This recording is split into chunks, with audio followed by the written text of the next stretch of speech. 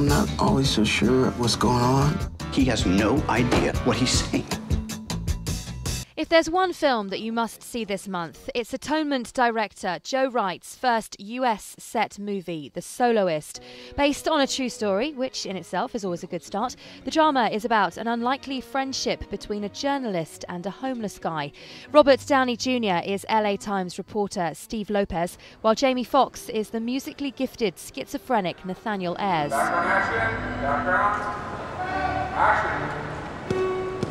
It's a colorful match between two people who start off on opposite sides of the spectrum but end up finding a loving relationship. It's a love story. Steve meets Nathaniel quite by accident. He's basically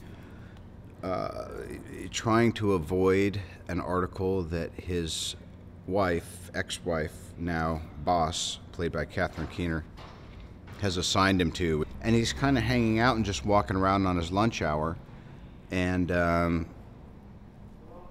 he hears music playing in Pershing Square and follows it to its source, and there's our hero.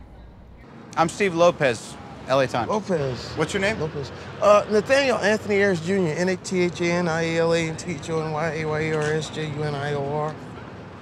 I apologize for my appearance. I've had a few setbacks. Me too.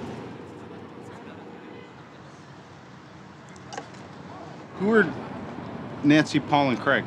Those are my classmates at Juilliard. Once Steve starts writing about him, it's not long before Nathaniel has a new instrument to play.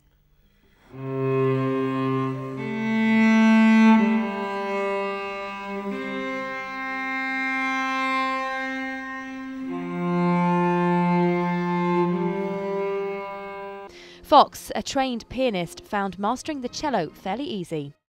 By having that musical background, it gives you, no matter which instrument you play, it gives you sort of the DNA of every instrument, you know, and you watch, as you watch people play, you know, you pick up the different mannerisms pretty easily, but by having a musical background, that classical piano musical background, it really helps in something like this.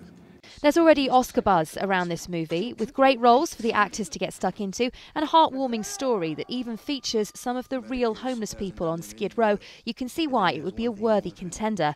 Director Joe, though, doesn't care much for thinking about awards season. Because then you start making your choices based on that kind of thinking. Fair enough. Even so, we reckon this is one to watch and an early tip for Academy nods when it comes round next year.